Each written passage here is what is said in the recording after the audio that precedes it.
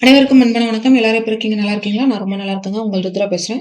நமது கோவை சகோதரிகள் சேனல்ல இன்னைக்கு நம்ம எது சம்மந்தப்பட்ட வீடியோ பார்க்க போறோம்னு கேட்டீங்கன்னா, அபிஷேக பன்னீர் செய்முறை தான் நம்ம பார்க்க போறோம். தேவையான பொருட்கள்ல முதல்ல 1 லிட்டர் அளவுக்கு தண்ணி. இந்த தண்ணி ஒண்ணு இந்த தண்ணி ஆரோ வாட்டரா இருக்கணும். சரிங்களா? சுத்திகரிக்கப்பட்ட தண்ணி தான் எடுத்துக்கணும். நல்லா கொதிக்க வைக்கணும். 1 லிட்டர் அளவுக்கு எடுத்திருக்கேன். நல்லா கொதிக்க வைங்க. சாதாரண தண்ணி நீங்க பயன்படுத்த வேண்டாம். நீங்க வீட்ல சாதாரண பயன்படுத்தக்கூடிய தண்ணீய பயன்படுத்துற மாரி இருந்துச்சுன்னா, அந்த அபிஷேக பன்னீருக்கு உண்டான அந்த ஒரு வாசனைங்கிறது ஒரு இதாயிரும். சரியா வராது. அதனால சுத்திகரிப்பு செய்த தண்ணீய எடுத்துக்கங்க.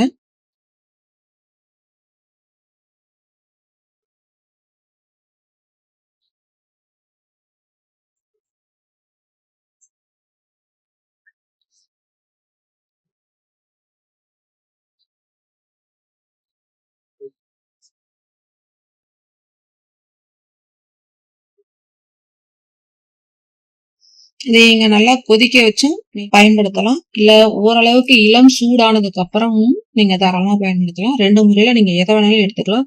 2மே நன்றாக இருக்கும். நான் கொஞ்சம் கொதிக்க வச்சதுக்கு அப்புறம் தான் பன்னீர் செய்ய போறேன்.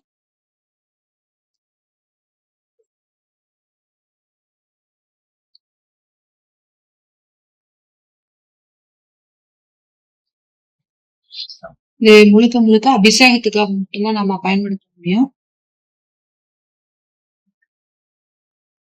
ஒரு சிலர் இந்த காஸ்மெட்டிக் உண்டான இதுக்காகலாம் பயன்படுத்தணும்னு நினைப்பாங்க. அதுக்கு இது செட் ஆகாது. அபிஷேகத்துக்காக தான். சரிங்களா? நீங்க பேக்கிங் முறை பார்த்தீங்கன்னா, நீங்க 50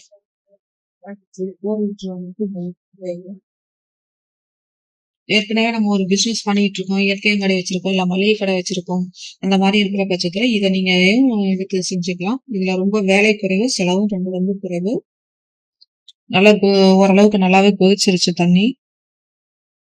இன்னும் கொஞ்சம் கொதிக்கட்டும்.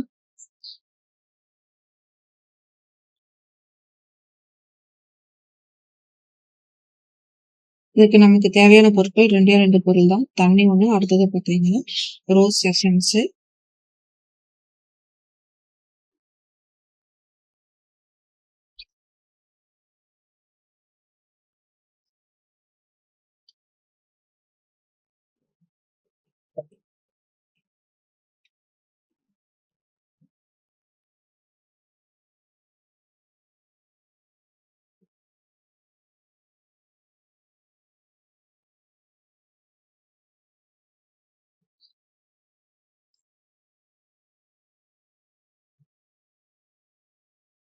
தண்ணி நல்லா கொதிச்சிருச்சு. அடுப்ப ஆஃப் பண்ணிடலாம்.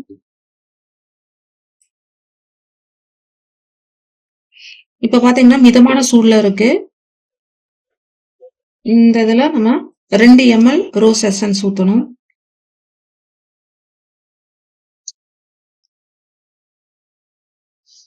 1 லிட்டருக்கு 2 ml போதுமானது. இதுவே நீங்க 10 லிட்டர் செய்யற மாதிரி இருந்துச்சுன்னா 20 ml வச்சுக்கோங்க.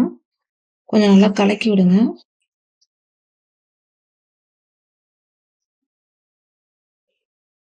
கலக்கி விட்டு நல்லா ஆறணும். சரிங்களா? நல்லா ஆறுற வரைக்கும் வெயிட் பண்ணணும். நல்லா ஆறுனதுக்கு அப்புறம் நம்ம பேக் பண்ணிட வேண்டியதான்.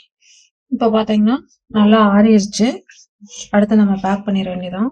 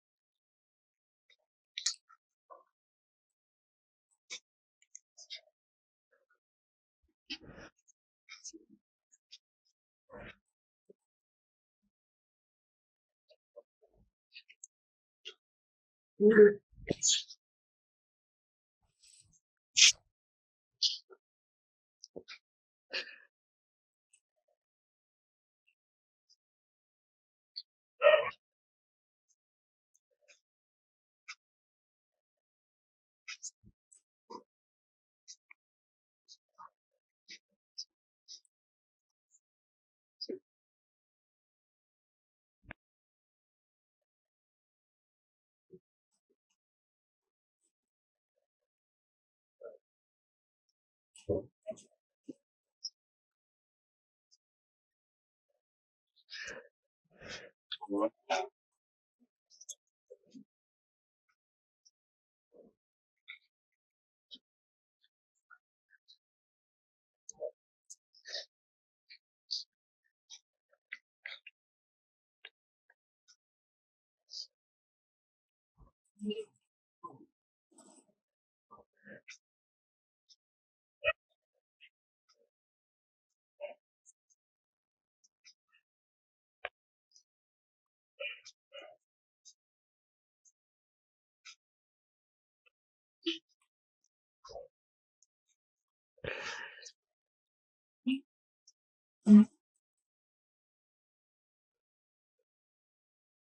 இதுக்கு நம்ம 1 லிட்டர் அளவுக்கு தண்ணி எடுத்துருக்கலாம். தண்ணி அப்படியே தான் இருக்கும். தண்ணி உங்களுக்குள்ள குறையாது.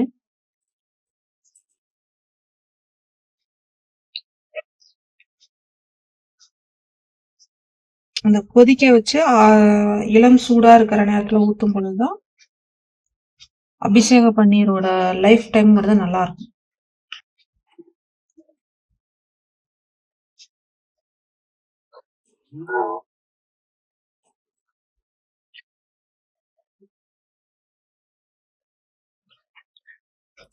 இதுல நீங்க வாங்கக்கூடிய எசன்ஸ் மட்டும் கொஞ்சம் நல்லா தரமானதா பார்த்து வாங்கிக்கோங்க.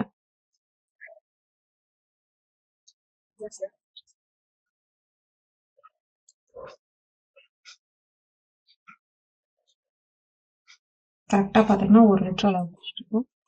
ஒவ்வொரு பாட்டிலும் 200 ml ஆனது 5 பாட்டில்ஸ் வந்திருக்கு.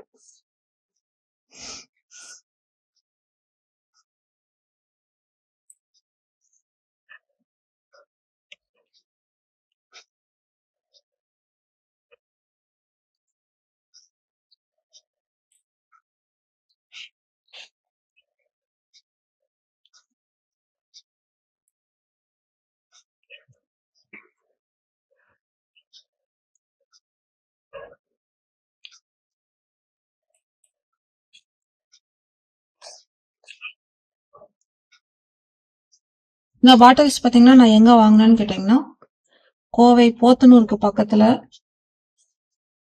இருக்கிற ஒரு நேரடி தயாரிப்பான அந்த கம்பெனில தான் நான் வாங்கினேன். பேர் மறந்துருச்சு. கூகுள்ல சர்ச் பண்ணி பாத்தீங்கன்னாலே உங்களுக்கு கிடைச்சிடும்.